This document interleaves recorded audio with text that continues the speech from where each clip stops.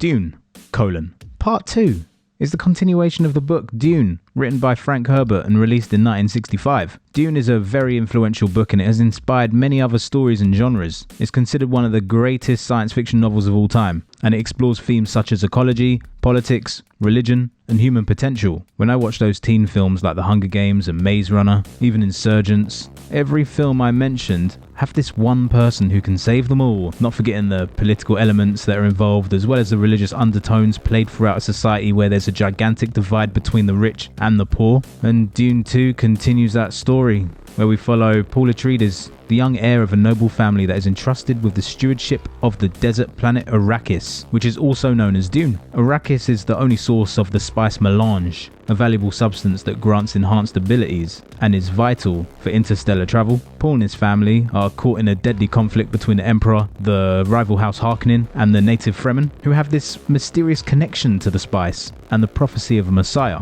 Paul must face his destiny and his inner demons as he becomes a leader, a warrior, and a visionary. Also, Dune Part 2 is directed by Denis Villeneuve, arguably my favourite director. I think the first film I saw by him was Prisoners, and that film really did blow me away. Like, Dune and Prisoners couldn't be more further apart in terms of content, but what makes them both amazing is the way Denis tells his stories. And with Dune Part 2, Villeneuve has crafted a narrative that's not just bigger, but also more intense. God bless the source material he's working with. Dune has been one of those books that people have said would be impossible to replicate on screen. David Lynch got an opportunity, but it was a financial failure. My personal opinion about Lynch's 1984 movie is it's not bad. Like, Patrick Stewart was great as Gurney, now played by Josh Brolin, so fair play. But this is the second attempt at a mainstream box office movie, and Villeneuve pulls it off with ease and creates this impossible world by simplifying everything. What David Lynch failed at, Denis Villeneuve succeeds in. Casting, for instance. Timothée Chalamet is the perfect choice, whereas I was never really convinced by the older looking Kyle MacLachlan.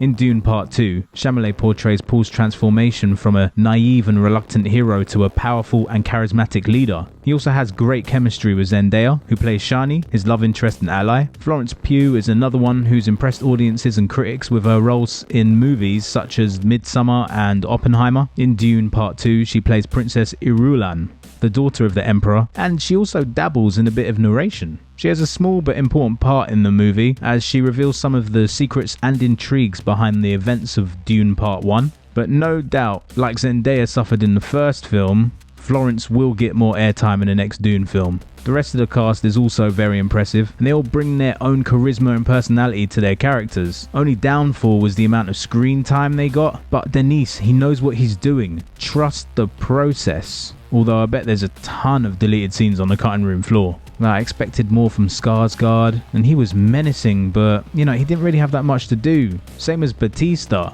However, the story isn't about them. We generally follow Paul Muad'Dib Usal Atreides and his reluctance to go down the south of Arrakis because his mum is waiting down there for him to drink the water of life. This stuff, this blue substance, when you find out where it's from, oh my days, I did not see that coming. And it's a major turning point for Paul Atreides. A lot does happen in this movie, and I really can't say much. Just know that it's a seamless continuation, exactly where we left off. So watch the first film before attempting this sequel, because both films are the first book. Talking about first stuff, the first scene in this film, out in the desert, where we got some anti-gravity stuff, was just jaw-dropping. And the music by Hans Zimmer throughout, seriously, this guy, he creates a powerful and atmospheric score that just enhances the mood and emotion of a movie. He also incorporates elements of the cultures and languages of the different factions and planets in Dune, such as the Fremen, the Harkonnens, and the Bene Gesserit. You'll notice these differences next time you watch, trust me. Length of the movie is 166 minutes, but it's needed